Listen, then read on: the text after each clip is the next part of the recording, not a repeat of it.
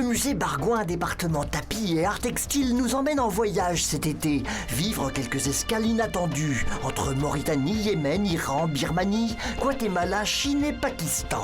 Peu de gens connaissent véritablement ces pays.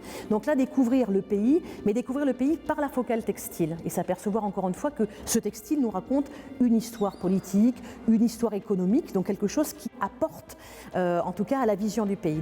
En Chine et au Pakistan, des coiffes d'enfants investies d'une sérieuse mission. L'enfant, avant 3 ans, quelque part, n'a pas d'identité. Et lui protéger la tête, c'est le protéger des mauvais esprits qui pourraient rentrer à l'intérieur de son cerveau.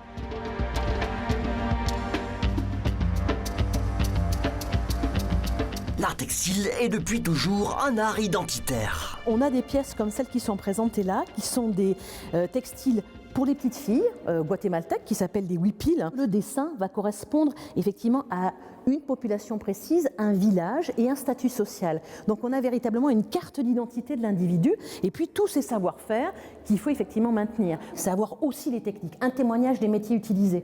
Par exemple, là, ce qui surprend, ce sont ce qu'on appelle des métiers à ceinture, où la personne, effectivement, la largeur du tissu va être à la largeur, j'allais dire, de la hanche qui va l'envelopper. On va réaliser ce textile petit à petit. Là, ce sont des huipiles, donc des blouses portées par des femmes.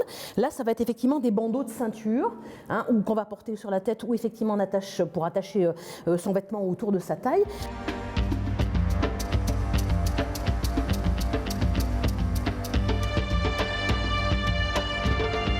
Continuons notre grand voyage par la Mauritanie, où la mondialisation n'a pas encore imposé ses costumes stéréotypés. On découvre ce qu'on appelle les melfas, donc des voiles qui sont faits pour les femmes et par les femmes, avec encore une fois toujours cette idée du statut de l'individu. Son voile va révéler son identité, son état aussi d'avancement dans son évolution de femme. C'est de très rares rencontres auxquelles on nous convie aujourd'hui au musée Bargouin. Le plus important, ça va être de sensibiliser un public, de dire voilà, quand vous allez croiser des personnes qui auront ces costumes, on n'est pas dans le folklore, on est vraiment dans une culture et dans une approche qui est fondamentale sur leur façon de vivre, leur façon d'être. Escale en Iran dès à présent pour découvrir un autre joyau de l'art textile qui appelle l'âme à s'élever, le tapis jardin. Qu'on appelle le charbag, donc avec vraiment des connotations, une norme précise sur sa constitution, jusqu'à l'idée poétique effectivement du jardin, du paradis, du jardin d'Allah. On décrit toutes ces étapes en n'oubliant pas encore une fois de présenter la culture, la religion telle qu'elle est pratiquée, et c'est vraiment en tout cas, encore une fois, une façon d'aborder le pays tel qu'un routard en tout cas pourrait le faire. Magie de la téléportation, nous voici maintenant devant un cinéma birman, dont les affiches ont longtemps été peintes sur support textile. En 2009, la ville de Clermont, on a eu une proposition d'acheter 60 affiches de cinéma birman. Ces pièces-là, elles ont vraiment une importance capitale parce qu'à l'heure actuelle, on ne fait plus du tout ces bâches, on n'en trouve absolument plus.